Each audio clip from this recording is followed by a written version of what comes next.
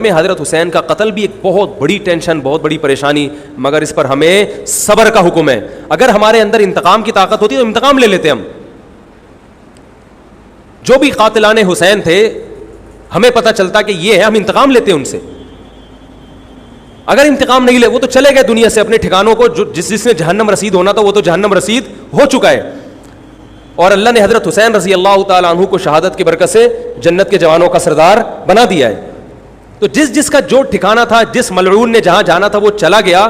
اب قرآن کیا کہہ رہا ہے, تلک امۃ قد خلت, جہاں بھی قرآن ایسے واقعات بیان کرتے ہیں, یہ قوم تھی جو گزر گئی, لہا ما کسبت, جس نے جو کیا اس کا بدلہ ملے گا, ولکم ما کسبتم, تم اب تمہارے اعمال اللہ دیکھے گا. اعمال کا مطلب دیکھے گا جن چیزوں کو اللہ نے حلال کیا تم اس پر عمل کرتے ہو, جن چیزوں کو حرام قرار دیا اس سے بچتے ہو کہ نہیں بچتے, یہ چیزیں دیکھی جائیں گی. تو محرم کے ایک الگ, ہمیں محرم نبی صلی اللہ علیہ وسلم کی زندگی میں ہمیشہ آیا ہے, اس میں کیا احکام ہے. محرم میں آپ نے نکاح بھی کیا ہے, محرم منحوس نہیں ہے, محرم تو اشہر حرم میں سے ہے, برکت والا مہینہ ہے, اس میں جو کام کیا جائے گا اس میں برکت ہوگی. اس میں شادی بیاہ کریں گے اس میں انشاءاللہ برکت ہوگی, اس میں کوئی اور عبادت کریں گے اس میں برکت. نبی صلی اللہ علیہ وسلم نے محرم کی الگ فضیلت بیان کی کہ اس میں عبادت کا ثواب, محرم کے روزوں کا ثواب عام مہینوں سے زیادہ ہے. تو یہ سب ہماری شریعت کی تعلیمات ہیں, تو ہمیں ایک طرف ہو جانا چاہیے, ہمیں اسی کو فالو کرنا چاہیے. ہاں یہ وہ دور نہیں ہے کہ آپ دوسروں پہ جا کے انگلیاں اٹھائیں, تم یہ کیوں کر رہے ہو, یہ کیوں, بس چھوڑ دو اس کو, جو جب اس کو سمجھ میں آئے گی تو آ جائے گا, نہیں آئے گی تو 73 فرقے ہیں نا, تو یہ آپ تھوڑی ختم کرو گے, یہ حضرت عیسیٰ علیہ السلام آ کے ختم کریں گے. تو جو کام عیسیٰ علیہ السلام کا ہے وہ خود کرنے کی کوشش بولو بھائی مت کرو. آپ دیکھو کہ ان میں جو صحیح ہے اس کو فالو کرو, باقی بھائی جیسا کر رہے ہو. ہمارے پاس نہ کوئی پولیس ہے نہ کوئی پاور ہے, پولیس بھی ہوتی تو بھی کچھ نہیں کرتی, ہم اگر پولیس میں ہوتے تو کیا کر لیتے. فساد ہوتا ہے ان چیزوں سے.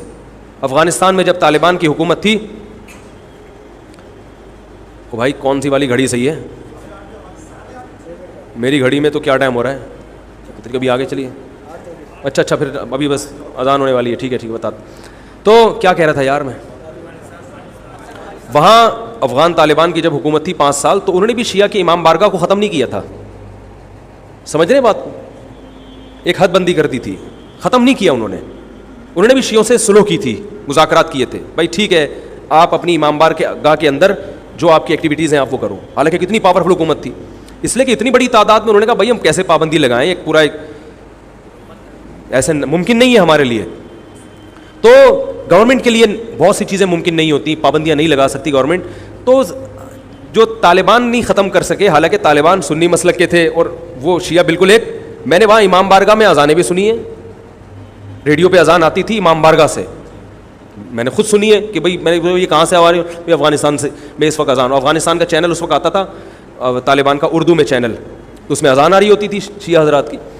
تو فرقواریت کا یہ طریقہ ختم کرنے کا نہیں ہے کہ آپ جا کے ان کو چھیڑیں تنگ کریں, بھائی یہ بہت عرصے سے چلے آ رہے ہیں, چلتے رہیں گے. جو صحیح ہوگا اس کو حضرت عیسیٰ علیہ السلام نافذ کر دیں گے, جو غلط کو ڈیلیٹ کر دیں گے خود ہی. اگر ہم غلط ہوئے تو حضرت عیسیٰ علیہ السلام سب سے پہلے ہماری گردنیں اڑا کے ہمیں ڈیلیٹ کر دیں گے, ٹھیک ہے نا. اگر وہ غلط ہوئے تو ان کو ختم کر دیں گے, تو یہ ان کا کام ہے. آج کسی کے بس میں یہ نہیں ہے. تو میں یہ اس لیے کہہ رہا ہوں کہ لڑو مت, گالی گلوچ مت کرو, فیس بک پہ ایک دوسرے کے خلاف نیگیٹو کمنٹس مت کرو, کیونکہ ہم اختلافات کے متحمل نہیں ہیں. ہمیں بہرحال قومی سطح پہ ایک ہی بن کے رہنا ہے. پاکستان کے مقابلے میں جو ہمارے دشمن ہیں ان کے مقابلے میں ہمیں ایک بن کے رہنا. جہاں تک مذہب کا تعلق ہے, بھائی آپ کا مسلک اجازت دیتا ہے آپ کریں, ہمارا مسلک ہمیں اس کی اجازت, ہمارا مسلک ہمیں ماتم دیکھنے کی بھی اجازت نہیں دیتا. سمجھ میں آ رہی ہے بات, ہمیں دیکھنے کی بھی اجازت نہیں, ہم دیکھیں گے بھی نہیں. آپ کا مسلک ہے آپ کریں. تو لڑنا بھڑنا نہیں ہے, میں صرف یہ کہہ رہا ہوں کہ ایک طرف ہو جاؤ, یا ادھر یا بولو بھائی ادھر ہو جاؤ. تو ہم یہ چیزوں کو غلط سمجھتے ہیں, نہ ماتم کو جائز سمجھتے ہیں, نہ رونے پیٹنے کو جائز سمجھتے ہیں. جس طرح سے رویا جا رہا ہے, کسی کو واقعہ کربلا سن کے رونا آ جائے, یہ ایمان کی علامت ہے اہل بیت. لیکن یہ کوئی سنت عمل نہیں ہے کہ باقاعدہ اس کو رلانے کے لیے آرڈر پہ بٹھایا جائے کہ چلو کربلا کا واقعہ سن کے رونا سنت ہے تو آپ بیٹھو تو رو. لفظوں میں اسلام کو ڈیفائن کیا ہے کہ کلو من الطیبات, پاکیزہ کھاؤ اور عمل بھی پاکیزہ کرو. تو جو اصل بات میں یہ محرم ہی کے حوالے سے یہ آیت کا میں نے انتخاب کیا تھا کہ جب آپ پاکیزہ کام کریں گے اور پاکیزہ کھائیں گے تو اس سے آپ لوگوں کو اچھے لگیں گے اور لوگوں کا دل چاہے گا کہ آپ جیسے بن جائیں. سمجھ میں آ رہی بات؟ ایک مثال دیتا ہوں. دیکھو کوئی بھنگی ہو جو بیچارہ ہر وقت گندگی میں رہتا ہو, اسے آپ سمجھائیں کہ یار اچھی زندگی گزارو, صاف ستھرے ہو جاؤ, آپ نے کسی دن اس کو نہلا دیا, بہترین کپڑے ڈیٹول سے نہلایا, سروس کروائی, کیونکہ ظاہر ہے وہ اتنے دنوں سے ایک کام کر رہا ہے تو وہ سروس کے بغیر دھلے گا نہیں, سروس کروائی آپ نے اس کی, خوب نہلا دھلا کے اس پہ اسپرے چھڑک دیا آپ نے, اور 3 دن تک کنٹینیو یہی کام کیا, تو آپ مجھے بتاؤ اس کو برا فیل ہوگا یا اچھا فیل ہوگا؟ کہے گا یار بڑا مزہ آیا. اس کے دل میں اپنے کام سے نفرت پیدا ہونا شروع ہو جائے گی. تو اچھی چیز میں, اچھی طہارت میں, پاکی میں اللہ نے اٹریکشن رکھی ہے. جیسے صاف ستھرا آدمی اچھا لگتا ہے, گندا اچھا لگتا ہے؟ صاف ستھرا اچھا لگتا ہے. تو صاف ستھرے اعمال والا بھی انسان کو اچھا لگتا ہے. تو اللہ تعالیٰ نے اسلام کو جو ڈیفائن کیا 2 لفظوں میں, اچھا کھاؤ اور عمل اچھا کرو. کیا مطلب؟ ایسا کام کرو کہ غیر مسلم تمہاری طرف مائل ہوں کہ یار یہ بڑے اچھے ہیں. تو کوئی ایسی رسم اسلام میں جس کو دیکھ کر وحشت ہوتی ہو, اس کا مطلب ہے وہ اسلام, بولو بھائی, نہیں ہے. کوئی بھی آپ ایسا عمل کر رہے ہیں, لیبل اسلام کا لگا رہے ہیں, مگر اسے دیکھ کر غیر مسلم کو گھنٹوں گھنٹوں سمجھانا پڑتا ہے یہ کیوں ہو رہا ہے, اس کا مطلب ہے کہ یہ اسلام, بولو نا بھائی, نہیں ہے. تو آپ مجھے بتاؤ محرم میں جو کچھ ہو رہا ہے, کیا یہ غیر مسلم کو اسلام کی طرف مائل کرے گا؟ یہ عمل ہے بھائی؟ یعنی کوئی غیر مسلم اسے دیکھ کے مسلمان ہوگا کہ یار ماشاءاللہ بڑا زبردست اسلام ہے؟ افسوس ہمیں اس پر ہے کہ دیکھو جن کا مسلک ہے, جن کا فقہ ہے, وہ جو کچھ کر رہے ہیں انہیں کرنے دو. اپنے بارے میں یہ فیصلہ کرو کہ ہم سنی ہیں یا شیعہ ہیں. فرقے شروع سے چلے آ رہے ہیں نا, شیعہ اور سنی, ختم کرنا تو ممکن نہیں ہے. تو حضرت عیسیٰ علیہ السلام جب نازل ہوں گے تو تلوار کی زور سے تمام فرقوں کو ختم کر دیں گے. تو جو کام عیسیٰ علیہ السلام کا ہے وہ خود کرنے کی کوشش نہ کرو, جو حضرت مہدی کا کام ہے وہ خود کرنے کی کوشش نہ کرو. ہم کسی فرقے کو ختم نہیں کر سکتے, لیکن ہم اپنے آپ کو ڈیفائن کر سکتے ہیں. ہم یہ بتا سکتے ہیں کہ ہماری رائے میں صحیح کیا ہے. تو میرے بھائی, نبی صلی اللہ علیہ وسلم نے فرمایا 73 فرقوں میں سے ایک جنتی ہے, تو یا تو ادھر چلے جاؤ, یا بولتے کیوں نہیں, ابھی نہیں بول رہے تو پھر عمل کیسے کرو گے, یا تو پورے ادھر چلے جاؤ یا پورے ادھر آ جاؤ.